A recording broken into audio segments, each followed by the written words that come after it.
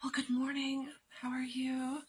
I just woke up. I couldn't sleep very good last night. You can tell. Like, people wake up all bright-eyed and sunny, and they look bright-eyed and sunny, but I don't. I look tired and hoo hoo hoo. I cut my bangs and one piece is flipping up. So anyway, in the middle of the night last night, I was like, I couldn't sleep and I was thinking about stuff.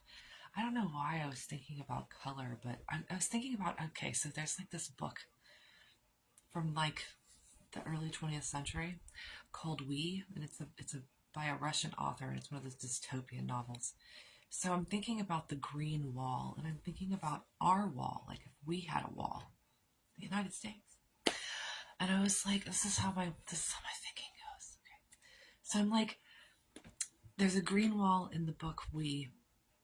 Our wall would be red, white, and blue. And for some reason, I thought about numerology, like, and I was like, because I was like, what would it be like if you mixed the colors together? That's where I came up with this idea. So I was like, what would it be like if you mixed red and blue and white together? I got like a light purple. So the moral of the story I was like, that reminds me of numerology. Some people are into that kind of stuff. Like, I'm not into that kind of stuff, obviously. I'm like, that's what numerology is. They take the number 17 and they make it 8, and then they divide it by 2 and it's 4, and then they divide it by 2 again and it's 2, and then by 2 again and it's 1, and they're like, see how I just made the number 8 into a 1? You're number 1. That's all you know. You're gonna succeed. So anyway, so I was like, that was funny. Because if you mix like colors together, you get a new color. But does that make the color purple, or does that make it red or blue? I mean, the primary colors are pretty solid. So anyway, so I was thinking about that, and then I saw Max Planck on my Facebook page today. So he's underneath this video that I'm making right now. So go say hi to Max Planck and read what he wrote. Not too long ago, I was talking about matter and light. Like, I was able to witness in my head, because for whatever reason, because I read, or because I read things online, or because like I'm involved with other people who are like-minded. Sometimes I'm not. But I was able to picture, like, when the light goes and it pulls together the matter and it becomes like what it is. And like, because of light, there's different colors. There's like yellow flowers and red flowers. And then I was fascinated by flies and bees and butterflies and things like that. They say that some of the reason why we even have life itself is because of flowers, and I thought that was pretty cool.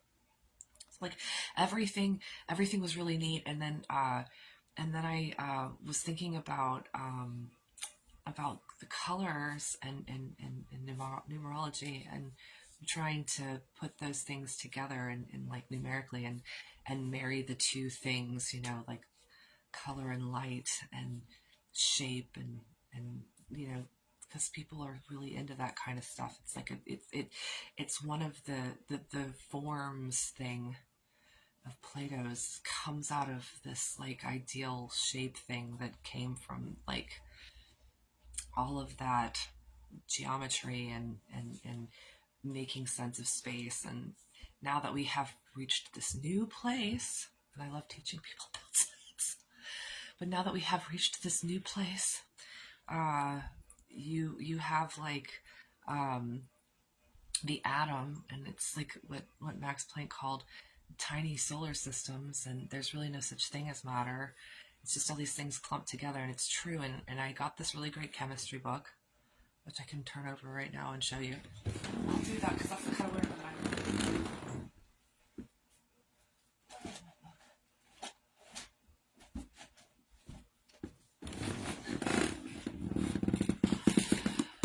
the last time I read in here, I was reading about supernovas. So it was like, and I love space too. So, but anyway,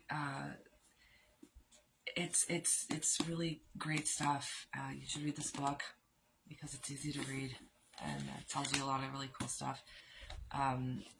When they found porcelain, oh, this was so cool. Oh my gosh.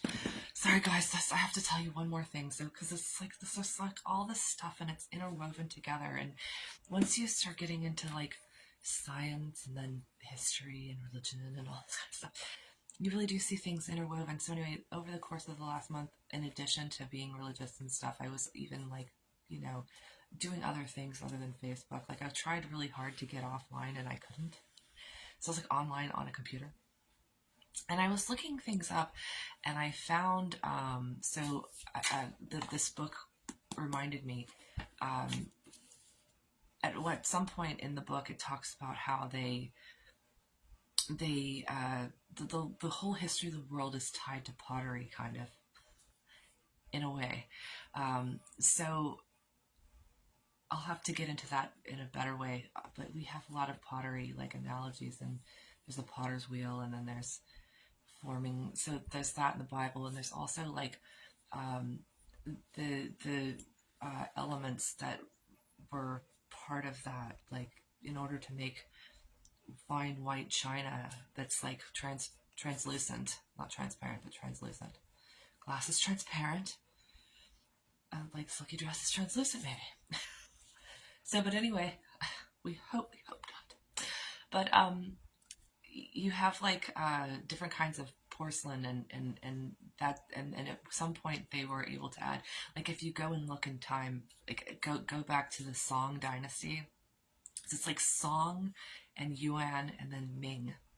And there's pottery in all of them. And the Song dynasty is like a famous dynasty. You've heard of them in China. And you've heard of the Ming dynasty, but the Yuan is kind of like iffy. It's in the middle. It's when the Mongols took over. And it was brief. And it was during the time when the plague hit really bad in the Black Plague. And I'm always interested in that particular time in history because it was very interesting. So, but in that time, they borrowed, the Yuan people, the Mongols, borrowed from the Persians and brought their blue and white. They brought that cobalt color to China to make that blue and white Ming pottery, which ended up being very important to the culture. And it's like kind of, it looks like China, but it comes from Persia. And before that, it's like there's very orange and green pottery. Then there's blue and white, and then through time, like if you look at modern Chinese pottery or China, it's got all the colors, which I thought was super cool. And so we were talking about color, and by the time they were able to really find out how to use different materials, and they found different materials in different places, it made money for people in another place. So like it went from China to being like in maybe Belgium or something like that, and under a microscope, this certain kind of element that they used radiated different colors. So this is part of the majesty of reality that we don't pay attention to. Stuff that I'm really into that you either are or you aren't. But anyway, so, and I thought that was so cool, and it's neat to see the pottery and to watch it change. The pottery changed. I looked at pottery from Egypt, and I looked at pottery from Greece and Rome, and I looked at all kinds of pottery, and it was really cool. And the blue and white became like a really big deal, and I think that that the idea with color is fascinating, and just, it's a lot of stuff, but I love the idea that you can mix red and blue together and get a new numerology score. So I'm not a number or a color weirdo. I'm a Jesus weirdo. And I'm like, thank you, the Lord told me that I'm a piece of pottery. I'm probably a really colorful one. I actually know that I am. and I'm proud of that. So anyway, y'all have a proud in a whole ridiculously conservative Christian kind of a way. Y'all take care.